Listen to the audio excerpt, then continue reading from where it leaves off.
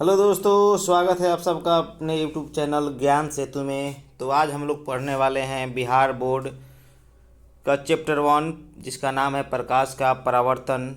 आज इस चैप्टर के जितने भी टॉप वन लाइनर ऑब्जेक्टिव प्रश्न हैं सबको आज एक ही वीडियो में देखेंगे। ठीक है, तो आइए शुरू करते हैं बिना विलंब किए हुए।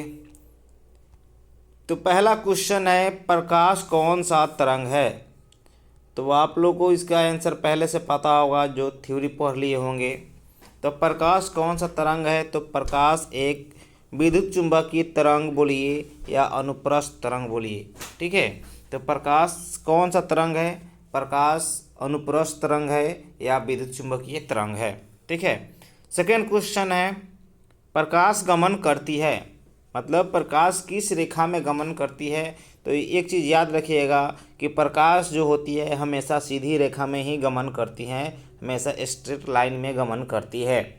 ठीक है, आगे थर्ड क्वेश्चन है बहुत ही इम्पोर्टेंट, जो है प्रकाश की चाल सबसे अधिक किस माध्यम में होती है? इस क्वेश्चन को आप लोग हमेशा हमेशा के लिए रट लीजिएगा कि प्रकाश की चाल सबसे अधिक किस माध्यम में होती है। तो प्रकाश की चाल सबसे अधिक निर्वात में होती है।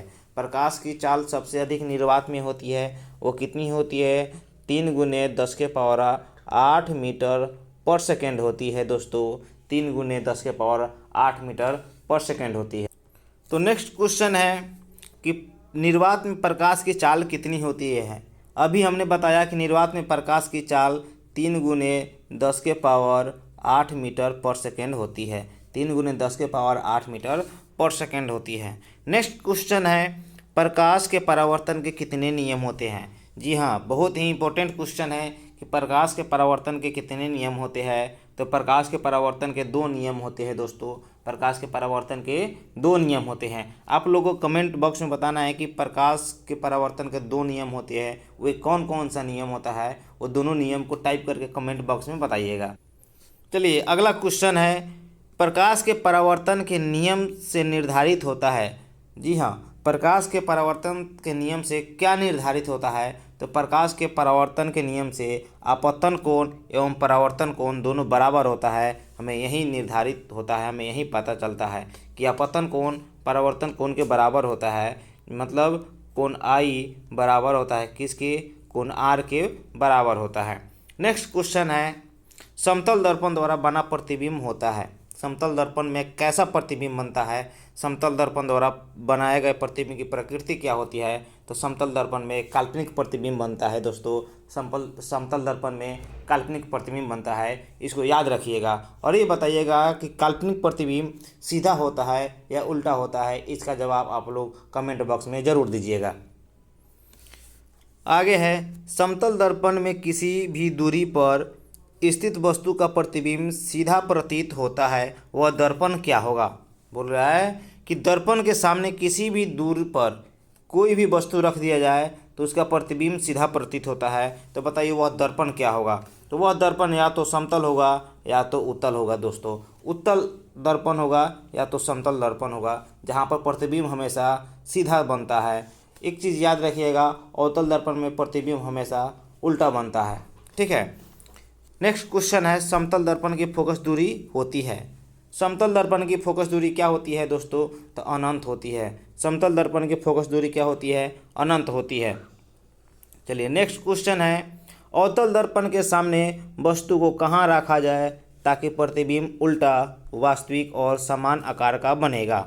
क्वेश्चन है, फिर से रिपीट करते हैं कि अवतल दर्पण के सामने वस्तु को कहाँ रखा जाए ताकि उसका प्रतिबिंब उल्टा, वास्तविक और समान आकार का बनेगा?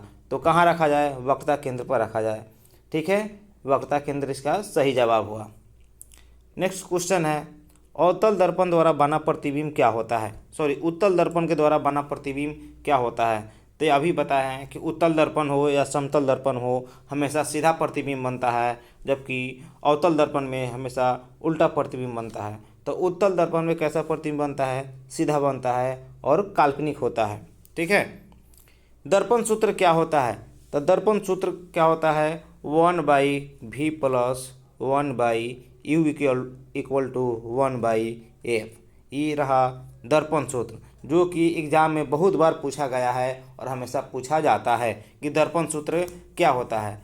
तो 1/v + 1/u = 1/f। चलिए नेक्स्ट क्वेश्चन है, दाढ़ी बनाने में कौन सा दर्पण प्रयोग होता है।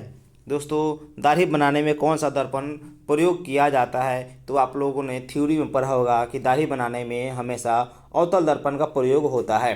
आप लोग कमेंट बॉक्स में बताइएगा कि अवतल दर्पण का प्रयोग कहाँ कहाँ होता है। नेक्स्ट है लेंस सूत्र क्या है। तो लेंस सूत्र होता है 1/v - 1/u = 1/f। देखिए दर्पण सूत्र और लेंस सूत्र दोनों बराबर होता है। एक चीज़ का डिफरेंट होता है कि दर्पण सूत्र में 1/u के बाद 1/v के बाद प्लस होता है और लेंस सूत्र में 1/v के बाद माइनस होता है। ठीक है, दोनों का सूत्र सेम ही होता है, केवल प्लस और माइनस का अंतर होता है। लेंस सूत्र में माइनस होती है जबकि दर्पण सूत्र में प्लस होता है।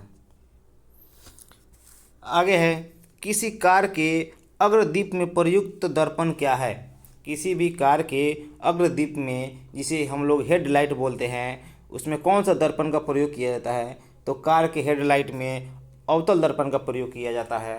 दोस्तों कार के हेडलाइट में अवतल दर्पण का प्रयोग किया जाता है, जबकि साइड मिरर के रूप में उत्तल दर्पण का प्रयोग किया जाता है।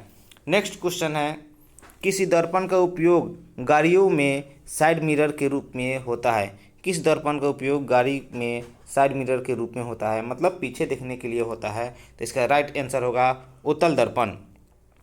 नेक्स्ट क्वेश्चन, नई कार्तीय परिपट्टी के अनुसार दर्पण के सामने रखे गए बीम की दूरी ली जाती है।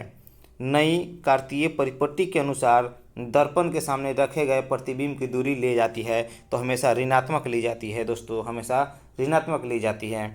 नेक्स्ट क्वेश्चन है किस दर्पण की फोकस दूरी धनात्मक होती है। तो किस दर्पण की फोकस दूरी धनात्मक होती है, तो उत्तल दर्पण की फोकस दूरी धनात्मक होती है, जबकि अवतल दर्पण की फोकस दूरी ऋणात्मक होती है। ठीक है, नेक्स्ट क्वेश्चन है यदि किसी वस्तु का आवर्धन ऋणात्मक हो तो उसका प्रतिबिंब प्रकृति क्या होगी।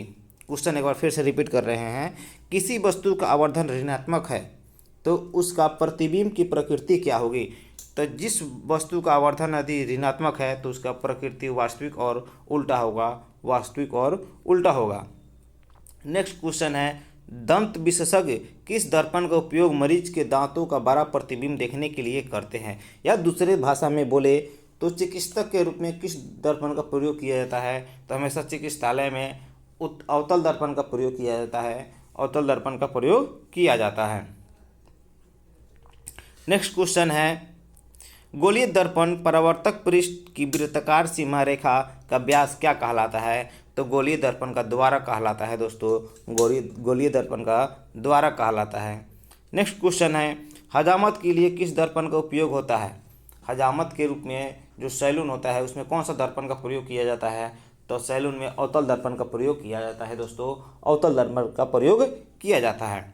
काल्पनिक प्रतिबिंब होता है। नेक्स्ट क्वेश्चन है काल्पनिक प्रतिबिंब होता है, कैसा होता है। तो जो भी कल्पना होता है वो हमेशा सीधा होता है।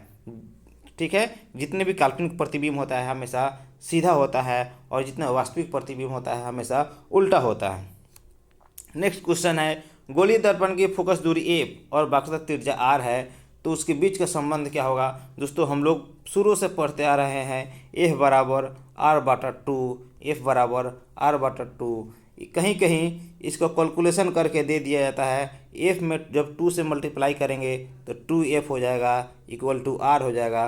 तो कहीं कहीं दे दिया रहता है r = 2f। ठीक है, ये दोनों को अच्छे तरह से याद रखिएगा।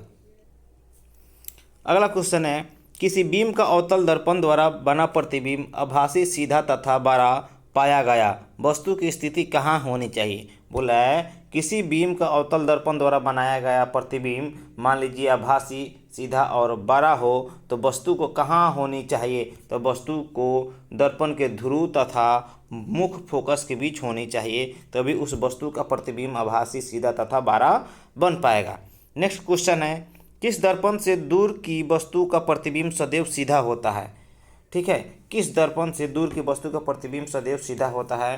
तो वह दर्पण या तो समतल होगा या तो उत्तल होगा, या तो समतल होगा या तो उत्तल होगा। हमने शुरुआत में ही बताया था कि समतल दर्पण या उत्तल दर्पण में बना प्रतिबिंब हमेशा सीधा होता है, जबकि अवतल दर्पण में बना प्रतिबिंब हमेशा उल्टा होता है।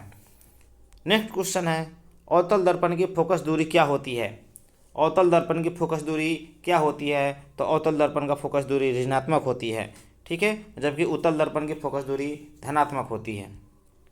नेक्स्ट क्वेश्चन है, किस दर्पण में हमेशा वस्तु से छोटा प्रतिबिंब प्राप्त होता है? किस दर्पण में हमेशा वस्तु से छोटा प्रतिबिंब प्राप्त होता है? तो उत्तल दर्पण में होता है। यही कारण है कि उत्तल दर्पण का प्रयोग गाड़ियों में, वाहनों में साइड मिरर के रूप में पीछे देखने के लिए किया जाता है। वायु में प्रकाश की चाल निर्वात की अपेक्षा क्या होती है? वायु में प्रकाश की चाल निर्वात की अपेक्षा क्या होती है? तो इसका सही आंसर होगा कम होती है। वायु में जो प्रकाश की चाल होती है वह निर्वात से कम होती है। यदि क्वेश्चन पूछेगा कि प्रकाश की चाल सबसे अधिक किस माध्यम में होती है, तो निर्वात में होती है। वह कितना होता है? तो 3 × 10⁸ मीटर/सेकंड होता है, ठीक है। निर्वात में प्रकाश की चाल 3 × 10⁸ मीटर/सेकंड होता है। चलिए नेक्स्ट क्वेश्चन है दोस्तों, क्वेश्चन है प्रकाश की चाल भिन्न भिन्न माध्यमों में होती है। मतलब भिन्न भिन्न मतलब अलग अलग। प्रकाश की चाल अलग अलग माध्यम में क्या होती है? तो प्रकाश की चाल अलग अलग माध्यम में अलग अलग होती है, भिन्न भिन्न होती है। नेक्स्ट क्वेश्चन है, प्रकाश जब तालाब का जल कम गहरा दिखाई देने का कारण क्या होता है? तालाब का जल कम गहरा दिखाई देने का कारण क्या होता है? तो प्रकाश का अपवर्तन होता है। प्रकाश के अपवर्तन के कारण ही तालाब का जल या बाल्टी में रखा हुआ जल के कारण कम गहरा दिखाई देता है। ये सब प्रकाश के परावर्तन के ही कारण होता है। नेक्स्ट क्वेश्चन है, किसी लेंस द्वारा उत्पन्न आवर्धन का एसआई मात्रक क्या होता है? तो लेंस के द्वारा उत्पन्न आवर्धन का एसआई मात्रक, इसका कोई मात्रक नहीं होता है। आवर्धन क्या होता है? मात्रकहीन होता है। आवर्धन का एसआई मात्रक मात्रकहीन होता है। मात्रकहीन मतलब आवर्धन का कोई मात्रक ही नहीं होता है। नेक्स्ट क्वेश्चन है, लेंस के मुख्य फोकस की संख्या क्या होती है? लेंस की मुख्य फोकस की संख्या दोस्तों 2 होती है। लेंस की मुख्य फोकस की संख्या कितनी होती है? 2 होती है। नेक्स्ट क्वेश्चन है, किसी माध्यम के अपवर्तनांक का मान क्या होता है? किसी भी माध्यम का अपवर्तनांक का मान क्या होता है? तो mu बराबर sin i बटा sin r होता है। sin i बटा sin r होता है किसी भी माध्यम का अपवर्तनांक, ठीक है। नेक्स्ट क्वेश्चन है, किसका अपवर्तनांक सबसे अधिक होता है? किसका अपवर्तनांक सबसे अधिक होता है? तो हीरा का अपवर्तनांक सबसे अधिक होता है दोस्तों। अब आपको कमेंट में बताना है कि हीरा का अपवर्तनांक कितना होता है? 2.42 होता है दोस्तों। हीरा का अपवर्तनांक 2.42 होता है, ठीक है। और आपको कमेंट में भी बताना है कि सबसे जो कठोर धातु है वह क्या होता है। वैसे तो यह केमिस्ट्री का क्वेश्चन है, लेकिन आपको फिजिक्स के ही चैप्टर में बताना है कमेंट बॉक्स में कि सबसे कठोर धातु क्या होती है। चलिए नेक्स्ट क्वेश्चन है, किस लेंस को अभिसारी लेंस कहा जाता है? महाभिवियाई क्वेश्चन है दोस्तों। किस लेंस को अभिसारी लेंस कहा जाता है? तो उत्तल लेंस को अभिसारी लेंस कहा जाता है दोस्तों। उत्तल लेंस को अभिसारी लेंस कहा जाता है। इसके बाद है, किस लेंस को अपसारी लेंस कहा जाता है? तो अवतल लेंस को अपसारी लेंस कहा जाता है। अवतल लेंस को अपसारी लेंस कहा जाता है। इसको याद रखने का ट्रिक है दोस्तों, अ से अपसारी, अ से अवतल, अ से अपसारी, अ से अवतल, ठीक है। ये एग्जाम में बहुत ज़्यादा कंफ्यूज हो जाता है बच्चा सब, इसीलिए इसको ट्रिक से याद रखिएगा कि अपसारी लेंस अवतल लेंस को कहा जाता है, जबकि अभिसारी लेंस उत्तल लेंस को कहा जाता है। नेक्स्ट क्वेश्चन है, कौन लेंस की क्षमता का मात्रक है? लेंस की क्षमता का मात्रक क्या होता है दोस्तों? तो डायोप्टर होता है। इसे डी से सूचित करते हैं। लेंस की क्षमता का ऐसा मात्रक डायोप्टर होता है, ठीक है। जबकि आवर्धन का ऐसा मात्रक कुछ नहीं होता है, आवर्धन मात्रक हीन होता है। नेक्स्ट क्वेश्चन है दोस्त, किस लेंस की फोकस दूरी धनात्मक होती है? यह क्वेश्चन 3 बार रिपीट कर दिए। किस लेंस के फोकस दूरी धनात्मक होती है? तो उत्तल लेंस की फोकस दूरी धनात्मक होती है, जबकि अवतल लेंस की फोकस दूरी ऋणात्मक होती है दोस्तों। किस माध्यम में प्रकाश की चाल सबसे अधिक होता है? तो निर्वात में प्रकाश की चाल सबसे अधिक होता है। अभी हमने बताया कि कितना होता है, 3 × 10⁸ मीटर/सेकंड होता है। नेक्स्ट क्वेश्चन है 42 नंबर, शब्दकोश के छोटे अक्षर को पढ़ने के लिए किस लेंस का उपयोग करना पसंद करेंगे? छोटे अक्षर को पढ़ने के लिए किस लेंस का उपयोग करना चाहिए? तो 5 सेंटीमीटर का उत्तल लेंस का प्रयोग करना चाहिए दोस्तों। जब भी छोटे छोटे अक्षर को पढ़ना है स्पष्ट रूप से तो हमें उत्तल लेंस का प्रयोग करना चाहिए, वो भी कितना सेंटीमीटर लेंस वाला? तो 5 सेंटीमीटर लेंस वाला। ठीक है। नेक्स्ट क्वेश्चन है, एक उत्तल लेंस की फोकस दूरी 20 सेंटीमीटर है तो इसकी क्षमता क्या होगा? तो दोस्तों इसकी क्षमता होता है, यदि सेंटीमीटर में हो तो 100/100 एफ होता है। तो 100 एफ का मान कितना है? 20, 20 25 100 तो कितना हो जाएगा? 5 डायोप्टर हो जाएगा दोस्तों। और उत्तल लेंस की फोकस दूरी हमेशा धनात्मक होती है, प्लस में होती है, इसीलिए यहाँ पर प्लस होगा। यहीं अगर अवतल लेंस रहा था तो यहाँ पर माइनस हो जाता। नेक्स्ट क्वेश्चन है दोस्तों, कौन सा पदार्थ लेंस बनाने में प्रयुक्त नहीं किया जाता था? ठीक है, तो मिट्टी का प्रयोग कभी भी लेंस बनाने में नहीं किया जाता है। मिट्टी का उपयोग कभी भी लेंस बनाने में नहीं किया जाता है। नेक्स्ट क्वेश्चन है, प्रकाश के अपवर्तन के कितने नियम होते हैं? हमने शुरू में ही बताया था कि प्रकाश के अपवर्तन के 2 नियम होते हैं, और ये भी बताया था कि इसका 2 नियम कौन कौन सा होता है, उसको कमेंट बॉक्स में आपको टाइप करना है। ठीक है। नेक्स्ट क्वेश्चन है 46 नंबर, किस लेंस के द्वारा सिर्फ काल्पनिक प्रतिबिंब बनता है? किस लेंस के द्वारा केवल काल्पनिक प्रतिबिंब बनता है? तो अवतल लेंस के द्वारा काल्पनिक प्रतिबिंब बनता है, और काल्पनिक प्रतिबिंब हमेशा उल्टा होता है। ठीक है, चलिए नेक्स्ट क्वेश्चन है 48 नंबर, एक उत्तल लेंस होता है, उत्तल लेंस की बनावट कैसी होती है? तो उत्तल लेंस की बनावट किनारों की अपेक्षा बीच में क्या होता है? मोटा होता है। इसी तरह होता है दोस्तों उत्तल लेंस। ठीक है, किनारों की अपेक्षा बीच में मोटा होता है और दोनों किनारों पर क्या होता है? पतला होता है। ठीक है, तो उत्तल लेंस की बनावट क्या होती है? किनारों की अपेक्षा बीच में मोटा होती है। नेक्स्ट क्वेश्चन है, किसी बीम का वास्तविक प्रतिबिंब समान आकार का प्राप्त करने हेतु बीम को उत्तल लेंस के सामने कहाँ रखा जाता है? तो बीम को उत्तल लेंस के सामने वक्रता केंद्र पर रखा जाता है, तभी उस वस्तु का प्रतिबिंब क्या होगा? समान आकार का बनेगा। नेक्स्ट क्वेश्चन है, उत्तल लेंस द्वारा आवर्धित काल्पनिक प्रतिबिंब बनता है जबकि वस्तु रहती है। बोला है कि उत्तल लेंस के द्वारा कोई भी वस्तु का प्रतिबिंब कैसा बनती है? काल्पनिक बनती है, जब वस्तु को फोकस और लेंस के बीच रखा जाए। नेक्स्ट क्वेश्चन है, किस वस्तु का वास्तविक प्रतिबिंब कौन बना सकता है? किसी वस्तु का वास्तविक प्रतिबिंब कौन बना सकता है? तो वास्तविक प्रतिबिंब केवल उत्तल लेंस ही बना सकता है दोस्तों। किसी भी वस्तु का वास्तविक प्रतिबिंब उत्तल लेंस ही बना सकता है। नेक्स्ट क्वेश्चन है, फोटोग्राफी का अदृश्य होता है। फोटोग्राफी का अदृश्य होता है किसका? उत्तल लेंस का। मतलब फोटोग्राफी में कौन सा लेंस प्रयोग किया जाता है? तो उत्तल लेंस प्रयोग किया जाता है।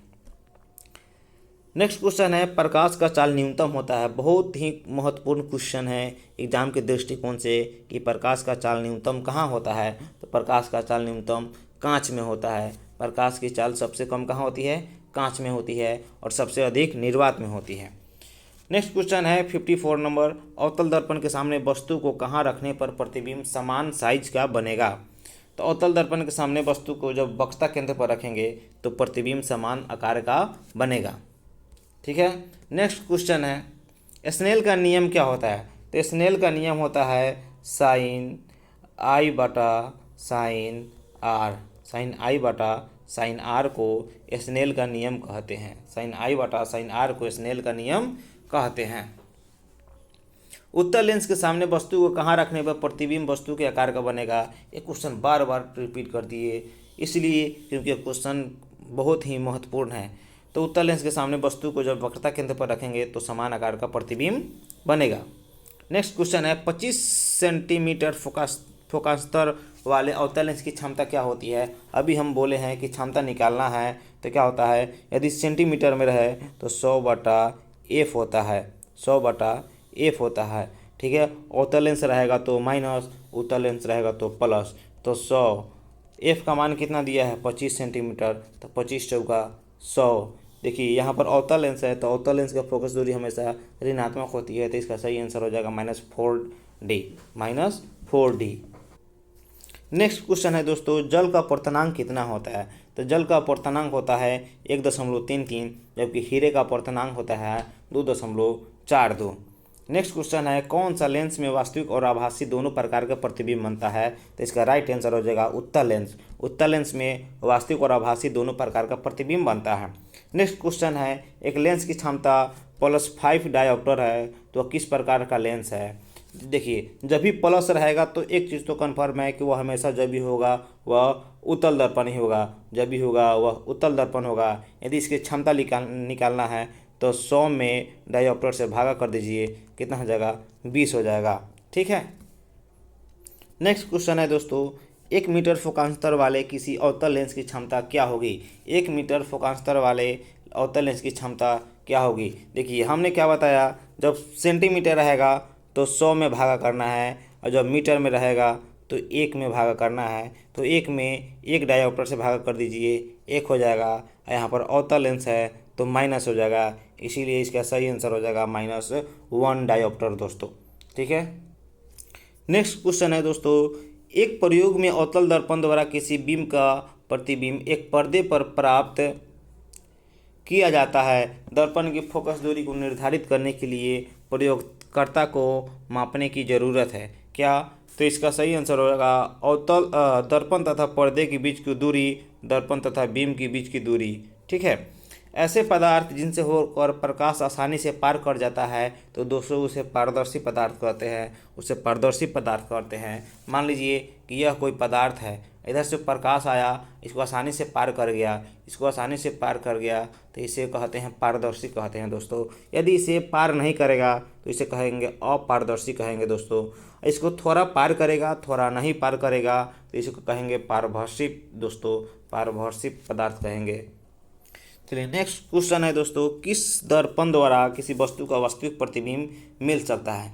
किस दर्पण के द्वारा किसी वस्तु का वास्तविक प्रतिबिंब बन सकता है? तो इसका आंसर होगा दोस्तों अवतल दर्पण द्वारा, अवतल दर्पण द्वारा। ठीक है। किस दर्पण द्वारा किसी वस्तु का काल्पनिक प्रतिबिंब मिल सकता है? तो इसका सही आंसर होगा दोस्तों तीनों दर्पण के द्वारा, अवतल, उत्तल और समतल। नेक्स्ट क्वेश्चन है वस्तु से छोटा और आभासी प्रतिबिंब किस दर्पण से प्राप्त होता है? वस्तु से छोटा और आभासी प्रतिबिंब किस दर्पण से प्राप्त होता है? तो वस्तु से छोटा हमेशा उत्तल दर्पण से ही प्राप्त होता है। नेक्स्ट क्वेश्चन है अवतल दर्पण की फोकस दूरी उसकी वक्रता त्रिज्या की होती है। अवतल दर्पण की फोकस दूरी उसकी वक्रता त्रिज्या का क्या होती है? उसके वक्रता त्रिज्या का हमेशा आधी होती है दोस्तों, उसकी वक्रता त्रिज्या का हमेशा आधी होती है। ठीक है। नेक्स्ट क्वेश्चन है मोटर गाड़ी के चालक के सामने कौन सा दर्पण का प्रयोग किया जाता है? मोटर गाड़ी के चालक के सामने हमेशा उत्तल दर्पण का प्रयोग किया जाता है दोस्तों, हमेशा उत्तल दर्पण का प्रयोग किया जाता है। नेक्स्ट क्वेश्चन है उत्तल दर्पण द्वारा बना प्रतिबिंब क्या होता है? तो उत्तल दर्पण द्वारा बना प्रतिबिंब हमेशा काल्पनिक होता है और सीधा होता है। ठीक है। F बराबर R/2, F बराबर R/2 क्या यह सत्य है? तो किस दर्पण के लिए सत्य है? तो दोस्तों यह अवतल और उत्तल दोनों दर्पण के लिए सही है, जिसमें फोकस जो होता है रेडियस का आधा होता है।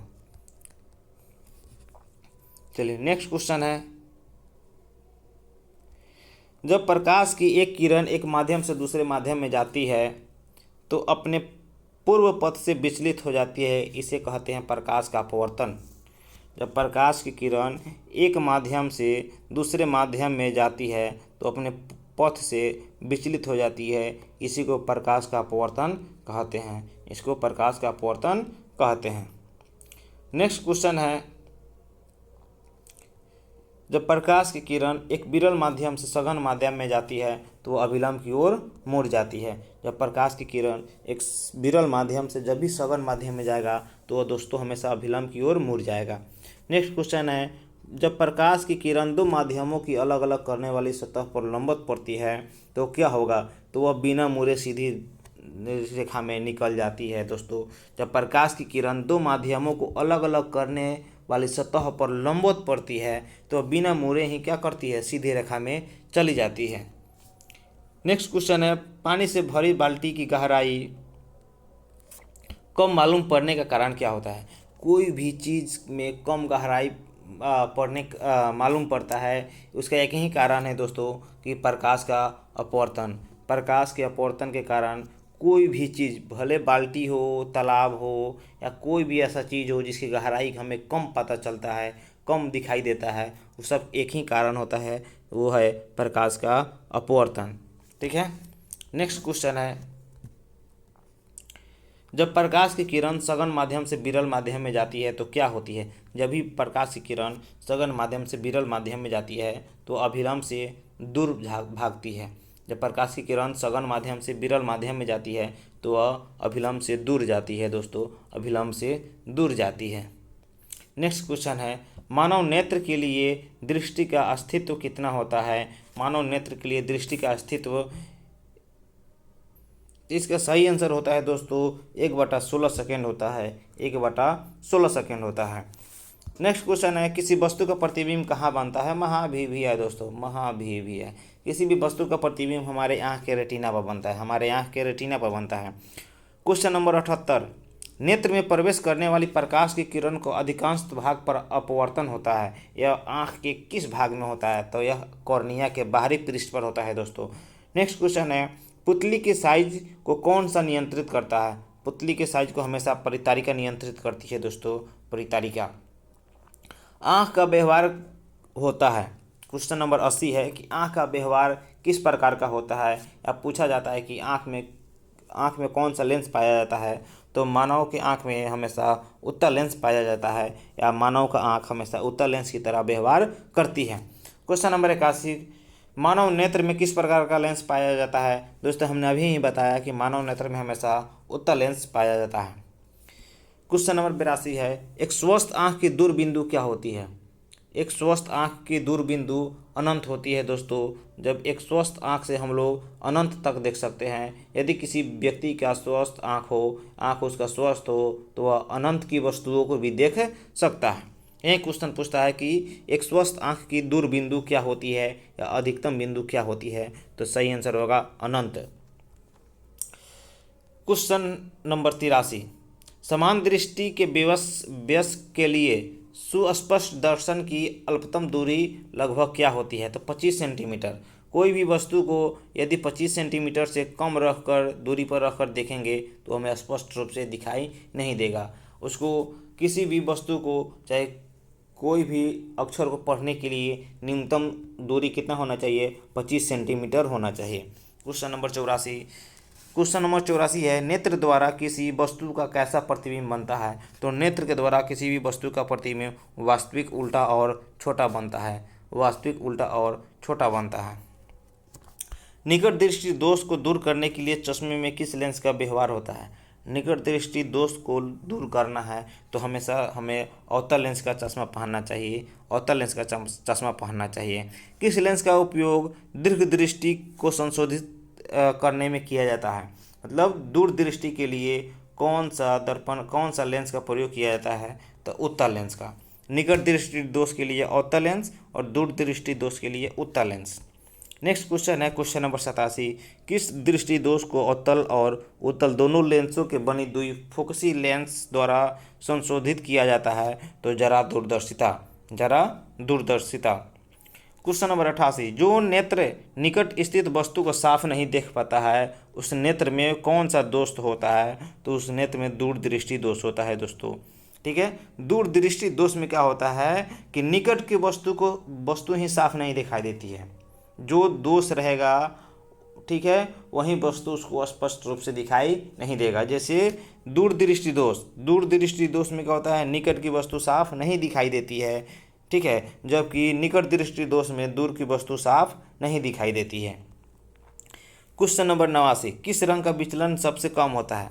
किस रंग का विचलन सबसे कम होता है? तो लाल रंग का विचलन सबसे कम होता है। एक चीज़ याद रखिएगा दोस्तों, जिस रंग का विचलन कम होगा उसका तरंगदैर्घ्य उतना ही अधिक होगा। नेक्स्ट क्वेश्चन है क्वेश्चन नंबर 90, श्वेत रंग कितने रंगों के मेल से बना होता है? तो श्वेत रंग 7 रंगों के मेल से बना होता है। स्पेक्ट्रम प्राप्त करने के लिए किसका उपयोग किया जाता है? तो दोस्तों स्पेक्ट्रम प्राप्त करने के लिए हमेशा प्रिज्म का प्रयोग किया जाता है, हमेशा प्रिज्म का प्रयोग किया जाता है। स्पेक्ट्रम में किस रंग का किरण का झुकाव सबसे अधिक होता है? तो दोस्तों स्पेक्ट्रम में सबसे अधिक झुकाव बैगनी रंग का होता है। जो यहाँ पर देख रहे हैं, ये सबसे नीचे जो होगा यही बैगनी होगा। ठीक है। क्वेश्चन नंबर 93, प्रकाश का प्राथमिक वर्ण क्या है? मतलब एक प्रकार से कह सकते हैं कि प्राथमिक रंग क्या होता है। तो प्राथमिक रंग रेड होता है, ग्रीन होता है और ब्लू होता है। लाल, हरा और नीला। लाल, हरा और नीला को प्रकाश का प्राथमिक रंग कहा जाता है। क्वेश्चन नंबर 94, तारे के टिमटिमाने का कारण क्या है? तारे क्यों टिमटिमाते हैं? तो दोस्तों तारे क्यों टिमटिमाते हैं, इसका सही आंसर होगा वायुमंडलीय अपवर्तन। वायुमंडलीय अपवर्तन के कारण तारे टिमटिमाते हैं। ठीक है। क्वेश्चन नंबर 95, प्रकाश के किस घटना के कारण सूर्य हमें वास्तविक और सूर्योदय से लगभग 2 मिनट पूर्व दिखाई देता है? तो वायुमंडलीय अपवर्तन के कारण। वायुमंडलीय अपवर्तन के कारण। क्वेश्चन नंबर 96, तारों का टिमटिमाना प्रकाश की कौन सी घटना को दर्शाता है? तो अभी हमने जस्ट इसके ऊपर सा क्वेश्चन पढ़े हैं कि तारे का टिमटिमाना वायुमंडलीय अपवर्तन के कारण होता है। क्वेश्चन नंबर 97, वायुमंडल में कौन सा वर्ण सबसे अधिक प्रकीर्णन करता है? वायुमंडल में कौन सा रंग सबसे अधिक प्रकीर्णन करता है? तो इसका सही आंसर हो जाएगा नीला। सही आंसर क्या हो जाएगा? नीला। जब सूर्य का प्रकाश वायुमंडल से गुजरता है तो वायु के सूक्ष्म कण किस रंग के प्रकाश को अधिक प्रबलता से प्रकीर्णन करता है? तो इसका सही आंसर हो जाएगा नीला। क्वेश्चन नंबर 99, प्रकाश के किस रंग का तरंगदैर्घ्य सबसे अधिक होता है? तो दोस्तों हमने क्या बताया, प्रकाश के लाल रंग का तरंगदैर्घ्य सबसे अधिक होता है। प्रकाश के लाल रंग का तरंगदैर्घ्य सबसे अधिक होता है और लाल रंग का विचलन सबसे कम होता है। देखिए अब हम क्वेश्चन नंबर सेंचुरी पे पहुंचने वाले हैं, शतक लगाने वाले हैं क्वेश्चनों का। तो आप लोग से रिक्वेस्ट है कि एक बार चैनल को सब्सक्राइब कर लीजिएगा और बेल आइकन को प्रेस कर दीजिएगा और कमेंट में ज़रूर बताइएगा कि आज का क्वेश्चन कैसे रहा, आपसे आप लोगों का इस क्वेश्चन से कितना प्रोग्रेस रहा। ठीक है। देखिए तो क्वेश्चन नंबर 100, अब हम लोग शतक पर पहुँचेंगे। क्वेश्चन नंबर 100 है, चंद्रमा पर खड़े अंतरिक्ष यात्री को आकाश प्रतीत होता है। जो व्यक्ति चंद्रमा पर खड़ा है उसको आकाश कैसा दिखाई देता है? तो उसको आकाश काला दिखाई देता है। क्वेश्चन नंबर 101 बोल रहा है कि किसी कोलाइडी विलयन में निलंबित कणों से प्रकाश के प्रकीर्णन को कहा जाता है। तो उसे टिंडल प्रभाव कहा जाता है दोस्तों, उसे टिंडल प्रभाव कहा जाता है। तो आज का सेशन में हम लोग 101 क्वेश्चन किए हैं जो कि एग्ज़ाम के दृष्टिकोण से बहुत ही महत्वपूर्ण क्वेश्चन है, जो आपके चैप्टर 1 जो फिजिक्स का है प्रकाश के परावर्तन, उसका पूरा कंप्लीट रिवीजन कराती है। तो आप लोग कमेंट में बताइएगा कि आज का क्लास कैसा रहा। चलिए मिलते हैं इसी के साथ नेक्स्ट क्लास में, तब तक के लिए थैंक यू, बाय बाय।